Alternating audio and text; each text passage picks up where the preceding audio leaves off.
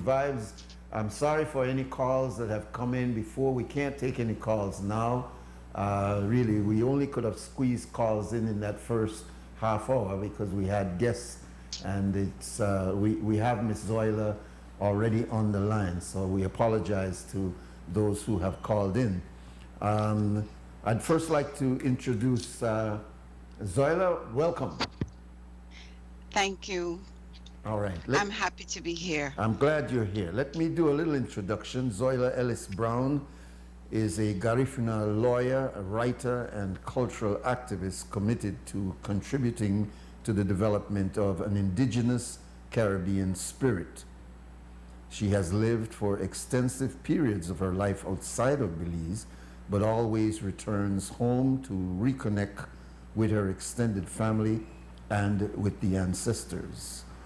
As part of her commitment to building Yoremain, the ancestral homeland for all Garinagu, she volunteers as the Garifuna at the Garifuna Heritage Foundation, a non-governmental organization based in St. Vincent and the Grenadines, which focuses on promoting Garifuna heritage and culture.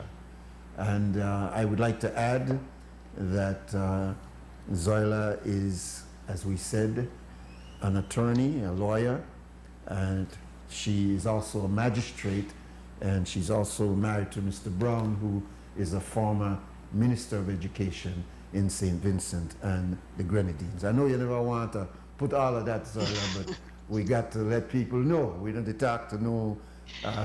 We're talking to somebody who has been there and really done that and has vast experience. So welcome, my sister.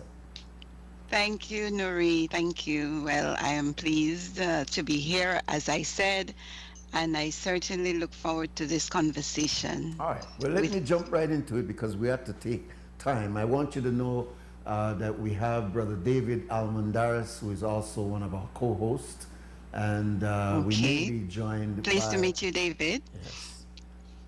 Good morning. Pleasure too. Very good. Pleasure's all Good mine. morning. Very good. I want to jump in because many of us who know you know that you're very passionate about your Garifuna heritage, and even before being as known as you are now, those of us who know you over the many years know that you have always been an activist in promoting the culture of Yoremain, and now you are living in St. Vincent, who, when we understand the history, is the place where we say that the Garifuna actually came out of. There's a bigger history to that, but many of us associate the origin of the Garifuna as coming out of St. Vincent and the Grenadines, and now you live there. So let's start with looking at your activism in this area and perhaps telling our audience what motivates you, what is your passion in this area? Well, I think for me it goes way back to before when I was in Belize, and certainly living with a family, with my parents, who always promoted the Garifuna culture in the home. It was not a difficult transition to carry that spirit with me, because my parents, Godsman Ellis and Ethel Ellis, and all our extended family were very much proud Garifuna, and we as children grew up with a passion for the culture, but also with a sense of service and a responsibility to ensure that cultural work is carried out. That for me was imbued, that spirit of commitment to the culture was imbued as a child, and certainly I didn't learn some aspects of it until I was a teenager.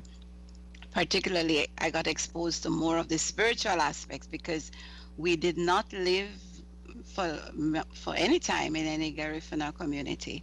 We lived out in the San Ignacio, in the out districts, Cayo, Corozal, and those other places.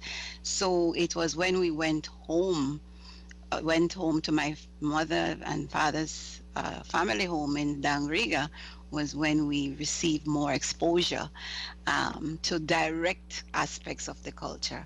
And those things I treasure, because when I had to develop, when I developed from a more conceptual, a more academic, a more intellectual perception and approach to the culture, I was able to recognize that there are the persons who carry the culture are not necessarily those who are able to articulate it well, but who live it, and who therefore are so important to the continuation of the culture, even though they may be the ones who may be the overlooked in the whole context of cultural survival. But the person who, the Bouilliers are often very humble people with no academic degrees to their names.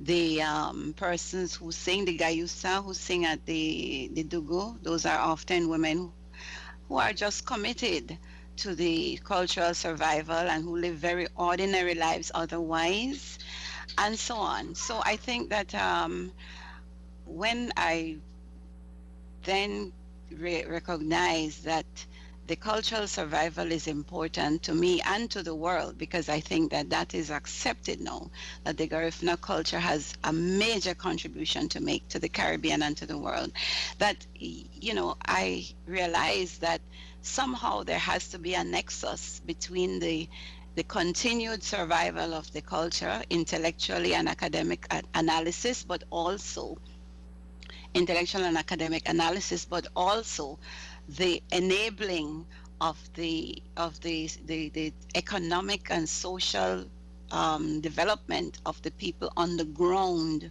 ordinary people who you would not necessarily think would have much to contribute. Those are the persons who, at the end of the day, are the ones who are going to come out in full force to protect, to preserve, and to develop the culture. So I think that for me was one of the first lessons. Then moving on to the Caribbean and to my further studies, and work in the Caribbean, I recognize that that is a thread throughout the region, that often the impulses of culture that need to be protected are often carried by the humblest of persons. And so there is a need to look at, firstly, the indigenous spirit of the region. For example, what is it that makes our indigeneity survive, and what it is, not just Garifuna, but all indigenous cultures. We need to protect those cultures. And so for me, it was not as difficult a transition as I would have thought to be in the Caribbean, because I see a connection, a very important nexus between the Belize, the Garifuna, and also the wider region, whether it is Suriname, where we still have surviving indigenous group linked to the Garifuna, particularly the Kalina tribe, Guyana, South America, for example, in Venezuela, where we have a lot of indigenous persons groups still existing and thriving. So for me, I have gained a greater appreciation and love for this work, because I recognize that it is an important part of me as a Garifuna, but also I want it to become claimed and owned by the rest of the Caribbean. And that is why My work and struggle here in St. Vincent and the Grenadines is important to me because we don't just work for St. Vincent and the Grenadines and the Garifuna, but for the rest of the region where we hope the Garifuna culture becomes a beacon of possibility in the region as well. That is a very important starting point for us, Zoila, because indeed, coming to understanding and appreciating this Caribbean spirit, as you said, is so important for us, especially in a time when circumstances that have overcome us over the last 25, 30 years have sort of made us look at ourselves as Jamaicans, Trinidadians, Barbadians, Belizeans, Guyanese, despite the fact that we've had these cultural inputs of Carifesta and looking at ourselves economically as a CARICOM, we still have not really embraced the idea that we are in fact one people in the Caribbean, as you call it, the Caribbean spirit. And traveling and studying certainly contributes to this, but we are bombarded by a modern current culture coming out primarily of places like the United States and Europe that sort of thrives on the individualities and not give us sufficient information and history so that we can see our connectedness. And within that context, the Garifuna's cultural retrieval over the years certainly is a model, because we see an effort among the Garifuna to not live in separateness, but to embrace and connect with Garifuna wherever, or Garinagu wherever they may be, whether it is Belize, it's in St. Vincent, or it's in Honduras, Guatemala, Nicaragua.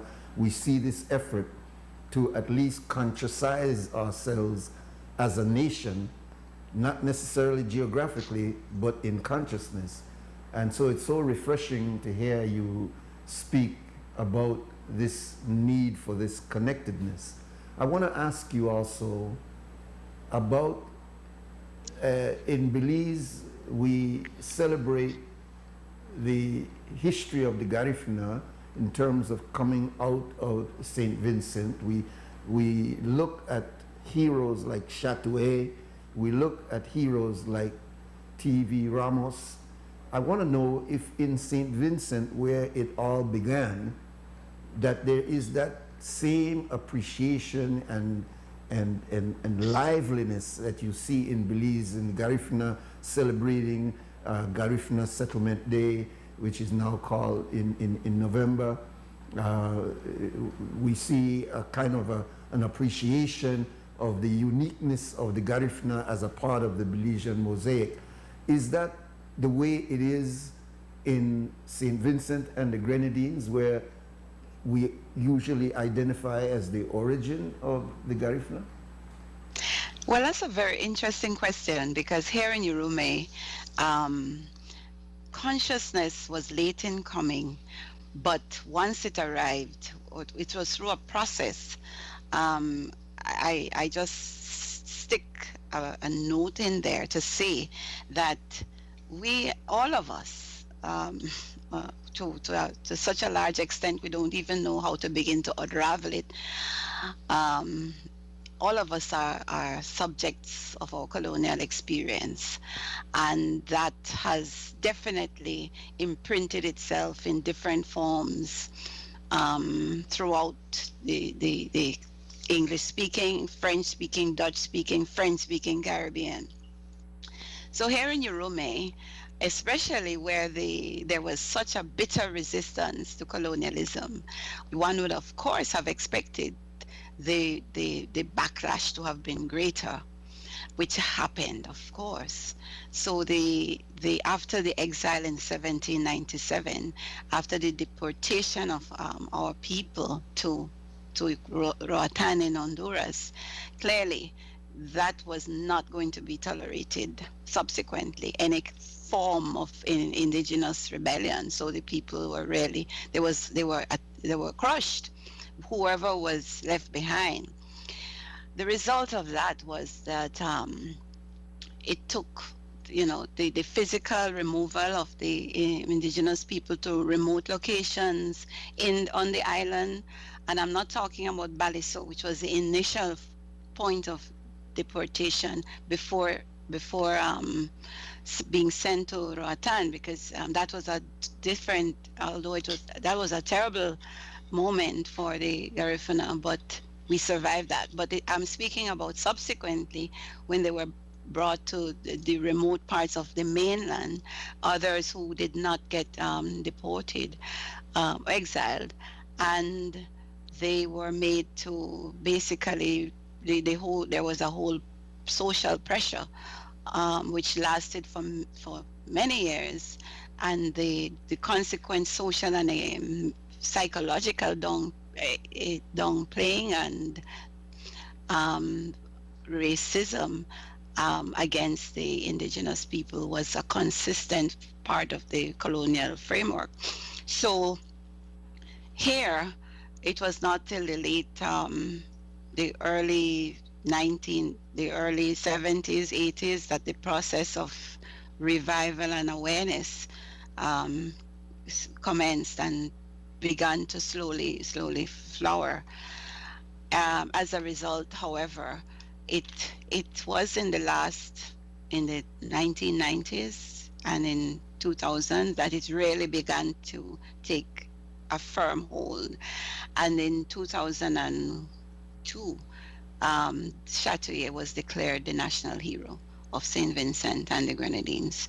So that really was a significant moment, when the first, and up to now, the only national hero of St. Vincent of Urume is the Right Honorable Paramount Chief Joseph Chatouillet.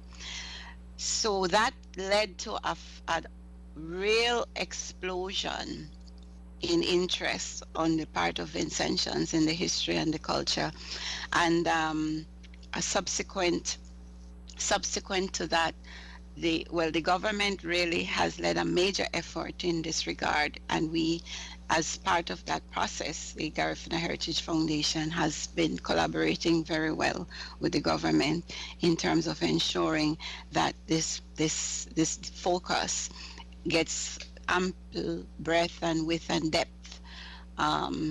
So you have an increased interest, knowledge, yearning, thirst for information on the part of the Vincentian public for what they want, what is to be known about the Garifuna culture, the Garifuna history, the Garifuna music, dance, etc. Language in particular, there is great interest in learning the language. The challenge.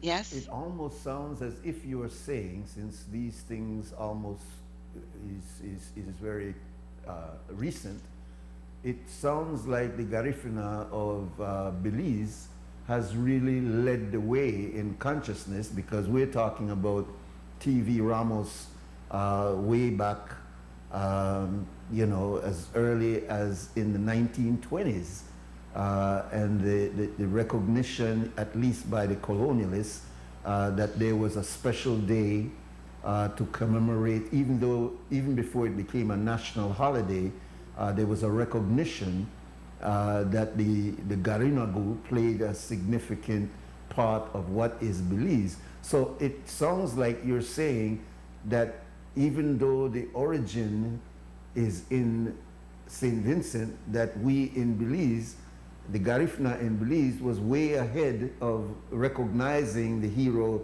Chatouillet and in enhancing the importance of the culture. Is that a fact?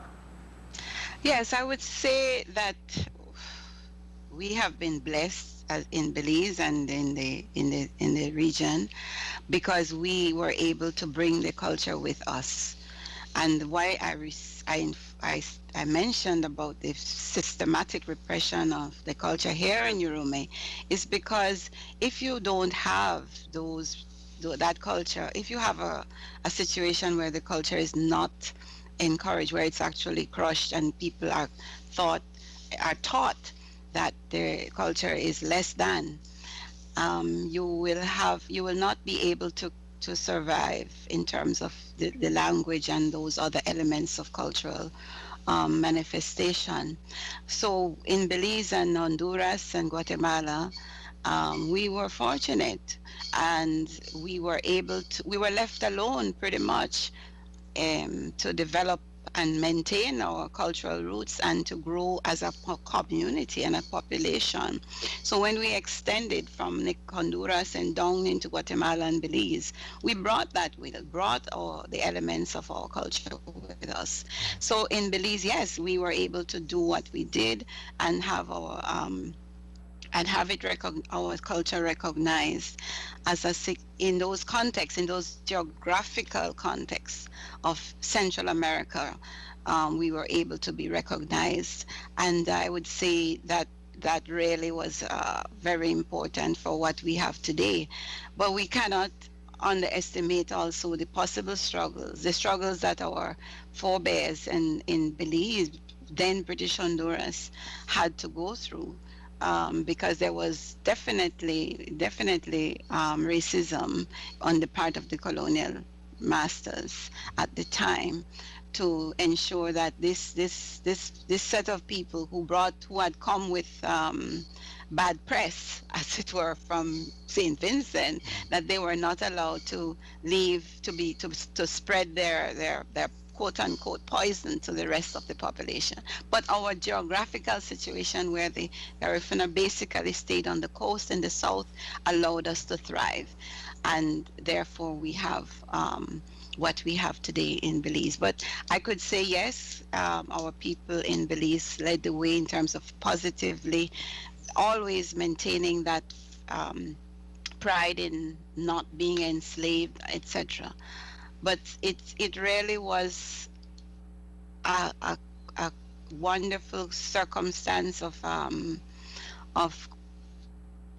chance, as it were, that we ended up there, and ancestral wish, I believe, that we survived. I think one of the important aspect of history that we cannot afford to lose is that this revolutionary, I would use that term, the modern term, spirit in the Garifuna was recognized very early by the colonial masters, and they did everything they could to not, in quotes, pollute their domestic slave population by keeping the Garifuna separated from the rest of the slave population. I know that many Garifuna do not consider themselves a part of the slave population simply because they have a history of rebelling against that colonial master and were exiled, as the history says. And when they arrived in Belize, there were efforts to ensure that spirit of independence and that spirit of willingness to fight and to challenge the colonial master would not infect the rest of what was considered domesticated slaves in Belize.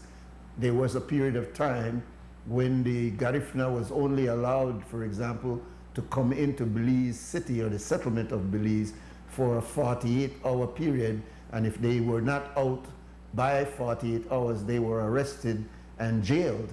So there was this effort to not mix the Garifuna with the Creole, and that affected us as a people for a very long period of time, and even up to today there are some elements of prejudice on both sides, Garifuna calling Creole certain names and Creole calling Garifuna certain names. I want to know if in St. Vincent, where clearly they were not just Garifuna but others, if that same element of divide and conquer was used in St. Vincent and the Grenadines, and to what extent are the residues of that same approach of divide and conquer still present in modern day St. Vincent? Well, divide and conquer, Nuri, was a standard British colonial strategy all over the world. So it was clearly used here. And in the case of the Kalinago people, there was the first aspect of being divided between the yellow and the red. So that was initially before the exile. And because there were the Kalinago who were supposedly yellow, who were originally from the Arawak nation, and then the red who came after, and the Caribs who came after. Well, the Caribs came first. No, let's see. The Arawaks came first, then the Caribs, and it's alleged that the Caribs took the Arawak women as wives, intermarried with them, and killed off the men, and then you had two sets of people. But no one knows for sure exactly what took place at that time, but let it be understood that when there were times of war, they joined together and supported one another as one people. It is said that when the British, during the last Carib War, as it was called here in St. Vincent, before the death of Chatouet, the British, after that, the British put the darker skinned ones on Baliso, and the others, the lighter skinned one, they allowed to remain, which would suggest that even then there was this tendency to separate by skin color. But it doesn't really affect the result, which is that at the end of the day, after the exile, different shades, colors would have remained, and they were all treated the same in that they were all put at the bottom of the social ladder. Vincentians nowadays still are able to recount that during their youth, they knew that you wouldn't want to be a Carib here. That is the name given. They were called Caribs, not Garifuna. Garifuna is a modern designation here. That the Caribs were scorned basically, and seen as the lowest of the low here on Urume. A lot of that, of course, most of that would have resulted from the imposition of British prejudice as the colonial masters, with a bitter history of the war fought so valiantly by the Kalinago during the time when, just before they were able to maintain control, before the colonialists were able to take control of St. Vincent. So yes, to say it's still here, but it's something that it will take time to go away, because these aspects of mental slavery, whether it's Belize, whether it's St. Vincent, have a lot to do with modern processes of how you deal with, how you address them frontally, whether you're able to have a honest conversation about what has happened in your past, and that has not yet happened here, about the real discrimination practiced in the past, and what do you do to deal with it. There is a tendency often to brush over these as colonial inventions, but what we cannot forget is that we inherited the colonial system of thinking in a lot of ways, and sometimes we cannot even say where the colonialists end and where we begin. I recall I've been interested in this for a long time, because I believe that the colonial experience was the most damaging, most destructive experience in the Caribbean ever. And so we cannot expect to emerge from it unscathed for a very long time until we frontally look at it and analyze it and have a sense of really what is the scope of the challenge facing us, and how can we address it. If you look at everything we do, all our institutions that continue today, our, say, take our English speaking Caribbean as an example, these are remnants, these are continuation of our colonialist structures. And so particularly we look at our system of education, we look at our system of administration. I'm not saying these are all bad, but we need to analyze them to see how they continue colonial thinking. Um, there was a very famous document written by Lord Macaulay in 18 whenever, in addressing the issue when Britain wanted to exit from India. That was a very long time ago. And basically he wrote a document, and the argument in the House of Lords was, okay, how do we what kind of education system do we live in India? Do we live one where they are taught in Sanskrit and their own native languages, or do we live one where we teach them in English?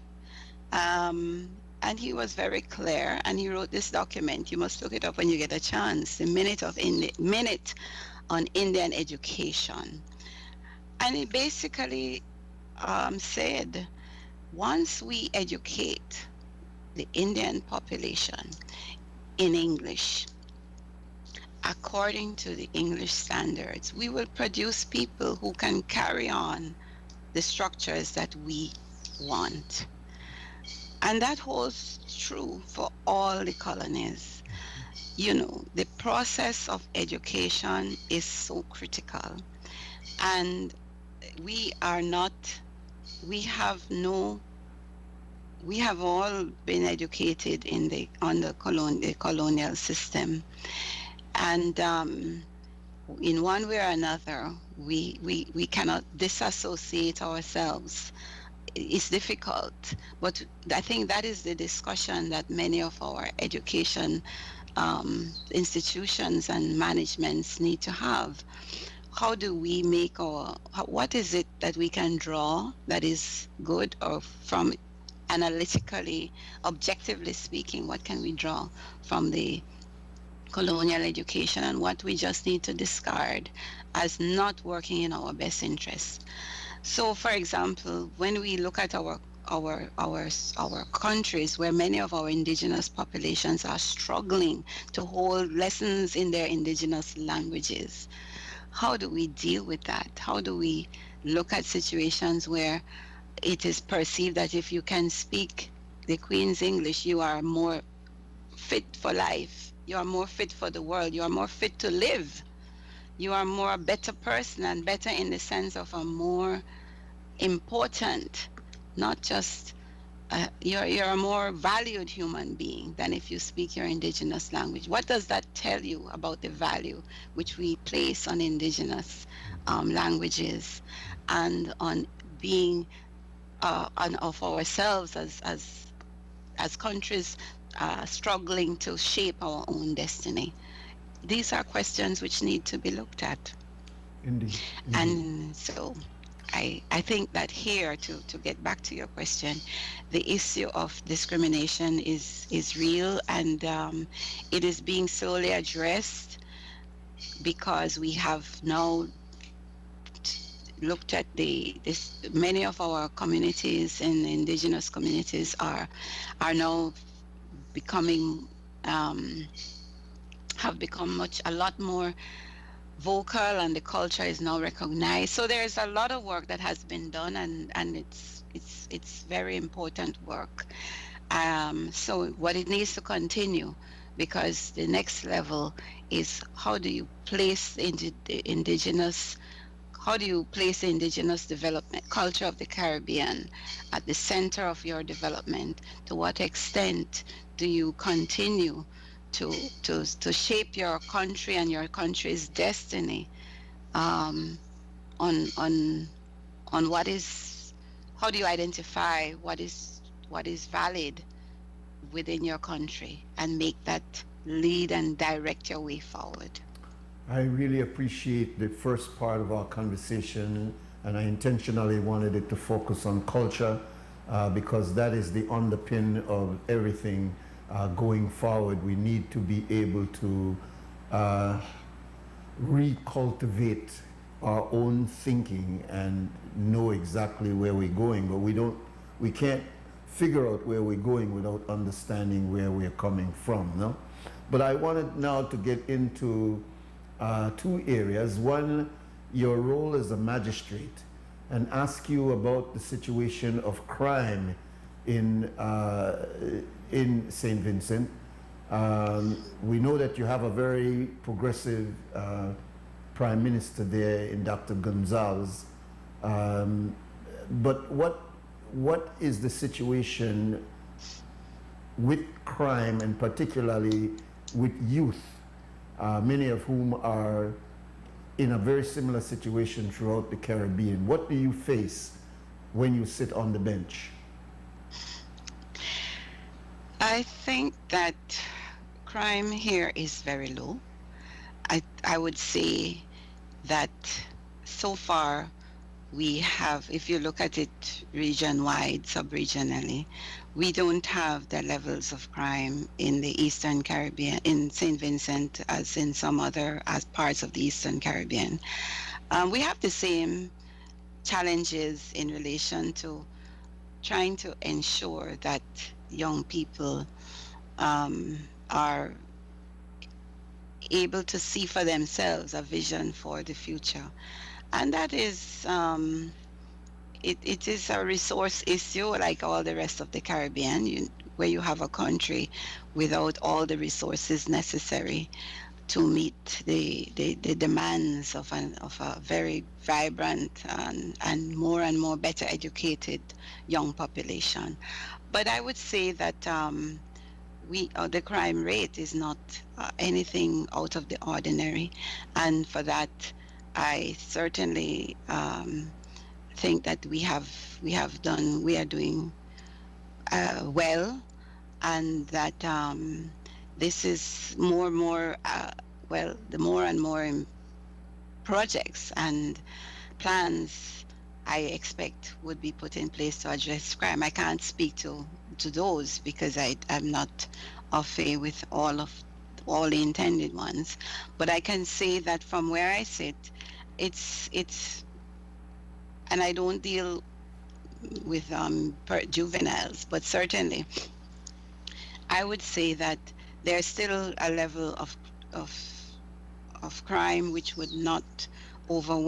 has not yet overwhelmed the security services, and that's a good thing. I think that there's certainly an understanding on the part of the youth that there is hope, and that is always important, that they feel that there's a channel through the legal means for settling their differences, and that more and more of them are willing to subject themselves to the legal process rather than taking the law into their own hands. Well, that's encouraging to hear, because that's not the report that I'm getting out of places like St. Lucia, Trinidad particularly. And of course, when you look on our side of the Caribbean, Jamaica is overwhelmed, and we are struggling in Belize to try to inject that same level of hope and alternatives so that young people don't see crime as their only way out in order to survive. So that's encouraging coming from, and I don't know if that speaks well of Prime Minister Gonzalez and his cabinet, but certainly crime is an overwhelming situation from all reports that you read. Throughout the Caribbean, we're challenged by crime, particularly when it comes to youth, and black youth is at the core and the center of that attention. But let's look now at COVID and how the country of St. Vincent is dealing with the COVID situation. Yesterday, We were fortunate in having Kay Simon, who is next door to you in Grenada, and is also in the legal field. She's also a barrister, and she gave us an overview of how Grenada is dealing with the COVID situation. What's the report from St. Vincent? The COVID has, well, the Prime Minister took a decision not to close the borders. So that has meant that our cases have been really low. We have had 26 confirmed, and of that, from what I gather, there are 15 recovered and 11 active, which no deaths. So I would say we still have the borders open, but the flights are, of course, non-existent because the airlines have chosen not to fly into the country. I think there's been a very active campaign on the Ministry of Health, and the local population has taken on board all the international news and all the precautions and so on. There is no mandatory wearing of masks here. People wear them by choice and by circumstance. And so I would say that COVID has caused, it caused an initial fear, and there was certainly a sense of panic initially because you don't know where it was coming from. But I see more and more, which may or may not be a good thing, a relaxation in the public eye in terms of less persons seem to be wearing masks from what I can perceive, and also persons being more in circulation than they were previously. It has affected the tourism industry. The economics of this situation as far as tourism is concerned is still dire. No visitors are coming in, and that of course will impact those parts of the country that focus on tourism. But the country is not as dependent as some of the other islands on tourism, so that has helped. But clearly it is creating a strain on the economy because there are persons who just have had to return from overseas. Persons working with the cruise ship industry have been repatriated, and so those persons now will need to be employed elsewhere until such time. Persons who are in the tourism industry will need to be employed elsewhere. Persons who, and just the drop in consumption, generally speaking, because people are probably not spending as much, not going out. The bars and at some point the restaurants are not busy. So there is an overall impact economically, which I think we will have for a long time because we are connected to other places in the world where COVID has had a major economic impact. So I would say that's one of the problems we're facing. That's challenging, and it's good to hear that your rates are low. Remind our audience as the population of St. Vincent and Grenada. Last count, it was approximately 126,000 or thereabouts. Yes. It's interesting that we always consider ourselves a small population, but talking to Grenada and St. Vincent, we realize that you got smaller populations than us here in this region. Let's close off the conversation this morning with looking at your latest work of short stories, Salt Pickers. We want the audience to also know that your first collection of short stories was on heroes, lizards, and why you never use Maklala? On heroes, lizards, and passion. Talk about your next passion, which is to write. I don't know where to start. That's a difficult one. There's so much to say.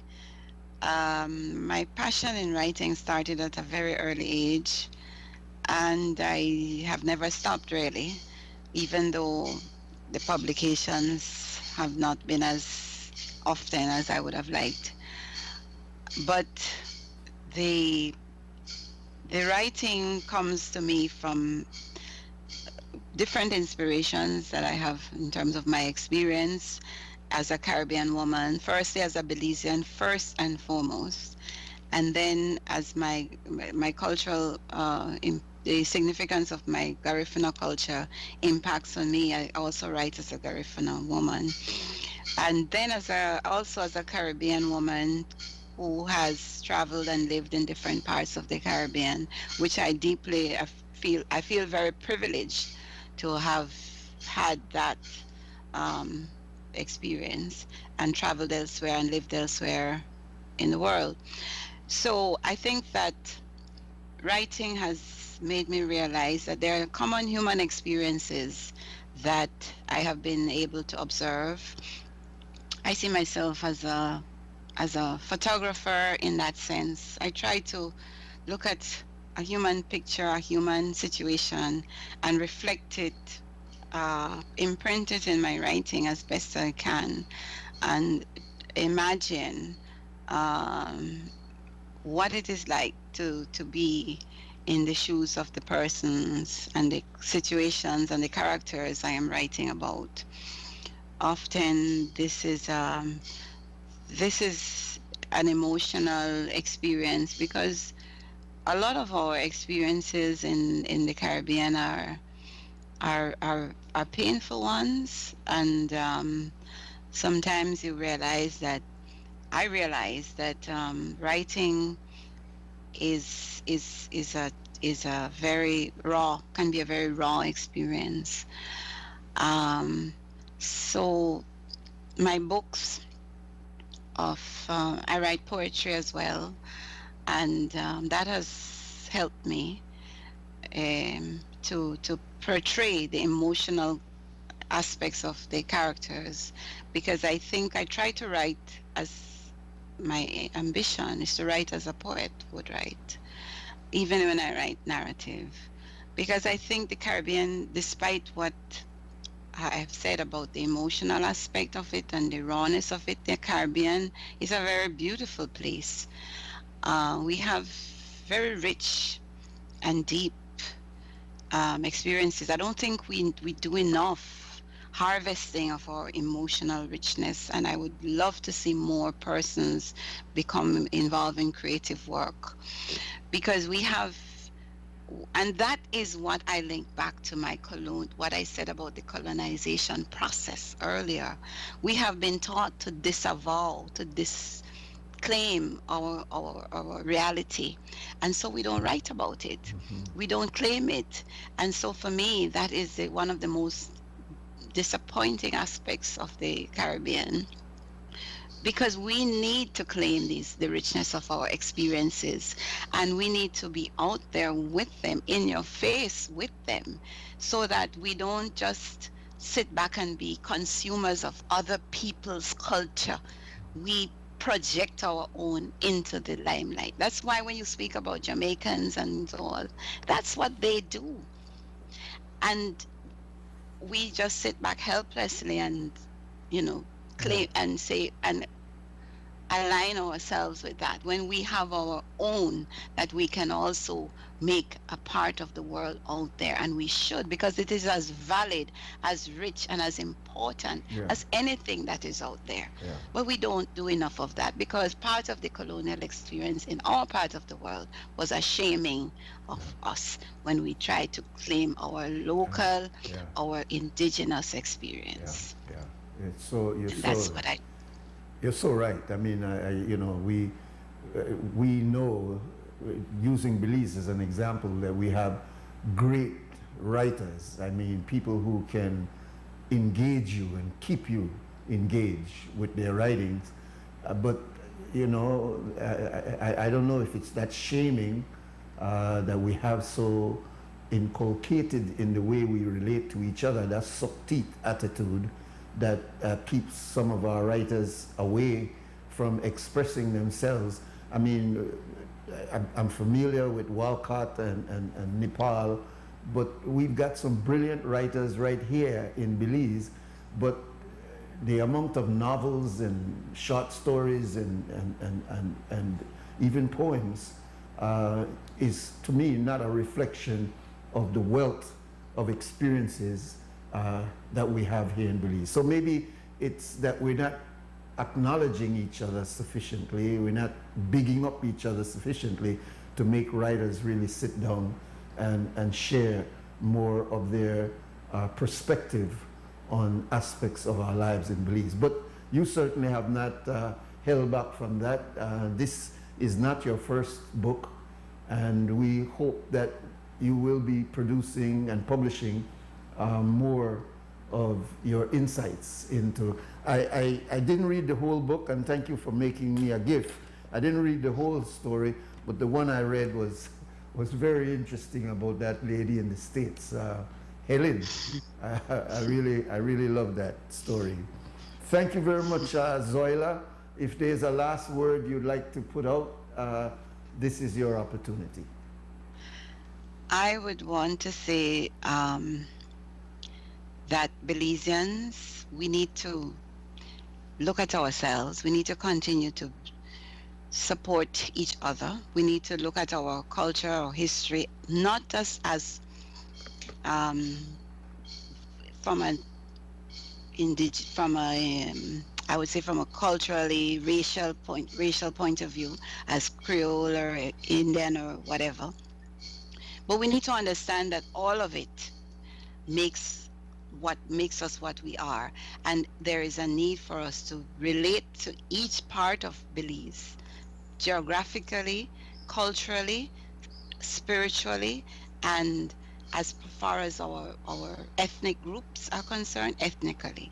Because until we understand what it is that makes up the whole, each part, we will not understand the whole.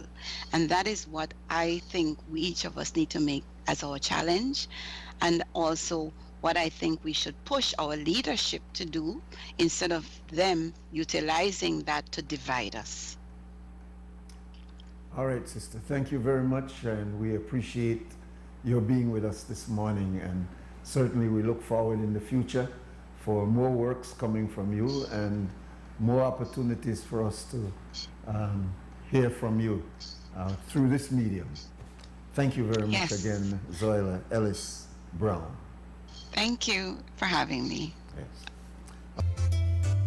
Wake up, Belize. Wake up, Belize. Wake up, Belize. Wake up, Belize. Another day is here.